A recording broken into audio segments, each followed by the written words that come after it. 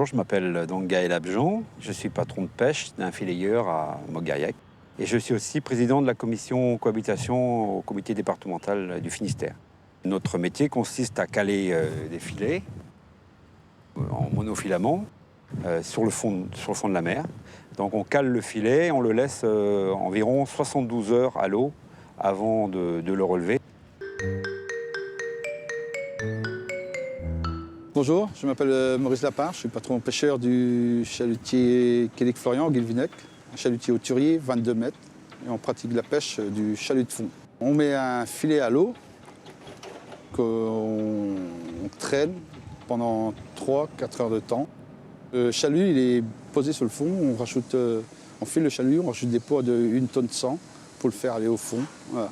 Et après il y a du câble qui le relie au bateau. Parce que nos filets, nous, sont posés, c'est posé avec des ralingues de plomb, des ralingues de liège. Donc ils sont statiques, ils sont sur le fond, donc ils ne bougent pas. Par contre, le chalutier, lui, il traîne un filet aussi, dit filet, c'est un grand sac sur le fond de la mer avec deux grands panneaux. Et lui, il drague le fond. Donc s'il passe dans nos filets, qui sont posés, donc c'est vertical, ça fait 2 mètres de haut, il les arrache.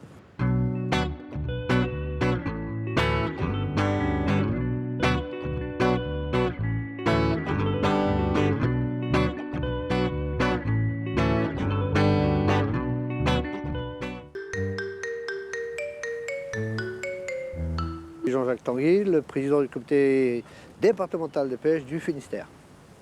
Alors, les problèmes de cohabitation entre les arts traînants et les arts dormants, c'est vrai que ça existe depuis la nuit des temps parce que dans la pêche, il y a 2 sortes de techniques. Il y a la pêche dite art traînante, donc le chalut, les dragues, donc ça veut dire, comme son nom l'indique, traîner. Et la pêche des arts dormants où on cale des filets, on cale des casiers, on cale des palangres. Et c'est sur le fond une nuit, voire plus, voire moins. On a, je vous dis, 40 km de filet à peu près par bateau. Entre chaque bouée, il y a souvent 10 000. Il y a une quinzaine de kilomètres, voire plus, entre chaque bouée. Et donc le chalutier, lui, il ne voyait pas les bouées. Les problèmes qui peuvent exister avec les arts dormants, c'est qu'ils ne nous donnent pas leur position. Donc nous, on n'est pas tenus d'être au courant, ce qui fait qu'involontairement, on casse leur matériel. Ça occasionne des problèmes économiques parce qu'il y a un manque à gagner assez important, quoi. Manque de pêche et puis surtout détérioration du matériel. Le métier de filet, c'était tout nouveau, donc la flottille s'est vite gonflée de plusieurs bateaux. On s'est retrouvé une vingtaine de bateaux à pratiquer le métier, ce qui veut dire aussi qu'on givrait des zones. On allongeait nos filets et on partait le soir, on rentrait sur Roscoff ou Montgariec. Et pendant la nuit, les chalutiers ne pouvaient pas savoir parce que nos filets n'étaient pas balisés avec des feux. Et quand bien même ils auraient été, on faisait quand même de sacrées distances. En art dormant, la flottille entre le Conquet et puis Paimpol, c'est 150 navires à peu près. 150 navires. Donc je vous dis, ça représente beaucoup de filets. Donc le chalutier, lui, il faut se mettre à sa place aussi, il doit composer.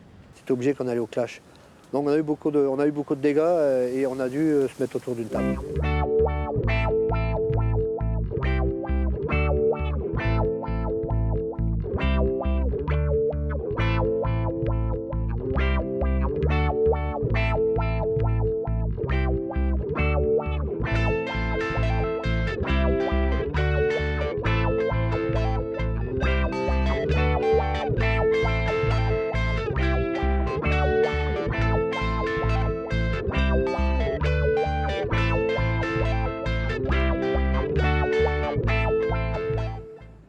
Pour éviter ces problèmes-là, il y a eu une mise en place d'un système de cohabitation, de couloirs, qui permet aux bateaux de tous les mois, ils savent qu'ils peuvent aller dans tel ou tel endroit. Les couloirs ont été mis en place avec les fileyeurs et puis quelques chalutiers à l'époque, ça fait une vingtaine d'années.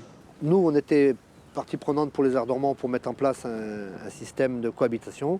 Et il fallait qu'on ait tous les arts traînants de Boulogne jusqu'en Loire-Atlantique. Et on a mis en place donc, ce système de couloirs. Au début, c'était 2 couloirs interchangeables et on a peaufiné. Aujourd'hui, on quadrille donc du plateau des Roches d'Ouvre à la chaussée de Saint, toute la partie côtière, dite côtière, parce qu'on déborde à 25 000 à peu près dans le nord. On a défini 2 cartes, donc carte A, carte B. On a les zones de couleur sont réservées aux fileyeurs et les zones bleues sont réservées aux chalutiers. Donc on a déterminé des dates. Donc là, ça commence ici le 2 janvier jusqu'au 26 janvier. Donc le fileyeur, lui, il peut pêcher du 2 au 26 dans ces zones jaunes. Le 26, ce soir, c'est terminé pour lui. Les zones rouges, par exemple, c'est réservé un mois pour les fileyeurs. Les zones bleues, un mois pour les chalutiers. Et le mois suivant, on inverse. Donc la zone qui était rouge le mois dernier passe bleue pour les chalutiers et la zone bleue, elle passe jaune pour les fileyeurs. L'avantage pour les arts traînants, c'est qu'au-delà d'un coefficient supérieur à 75, tous les fileyeurs s'engagent à retirer leur filet. Ça veut dire que les arts traînants reprennent leurs droits sur la totalité de la zone. Donc on pêche pendant les périodes de morteaux et il y a 2 morteaux par mois. Et donc ce qui fait que au bout de 2 morteaux, on change de zone. Donc la zone qui est travaillée par les chalutiers, nous on l'a le mois suivant. Donc 2 morteaux plus tard. Les avantages, c'est la sécurité, la tranquillité et puis un gain d'argent énorme parce que les filets sont très chers.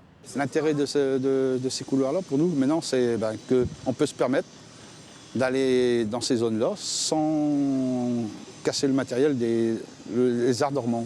On sait qu'on pourra mettre en pêche sans déranger qui que ce soit. Et à l'inverse, eux, c'est la même chose, quoi. Ils savent qu'ils pourront mettre leur matériel et qu'on ne passera pas dedans, quoi. Pour moi qui rentre tous les soirs, ces accords-là me permettent aussi de caler mon matériel en toute tranquillité. Aujourd'hui, rares sont les accrochages. Tout le monde joue le jeu. C'est vraiment des accords de cohabitation parce qu'on s'arrange bien maintenant avec les arts traînants. Parce que c'était vraiment la guerre au début, hein.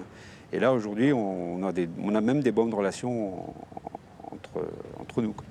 Les perspectives, je sais que tout le monde pousse parce que ça marche tellement bien que ces accords-là soient validés bien plus haut qu'au niveau du départemental, que ça soit bien reconnu au-delà de la compétence du département, voire régional, voire plus haut. Ce qu'on voudrait, nous, c'est que ça soit vraiment reconnu au niveau même européen. On a aujourd'hui plein de flottilles qui travaillent dans ces carrières.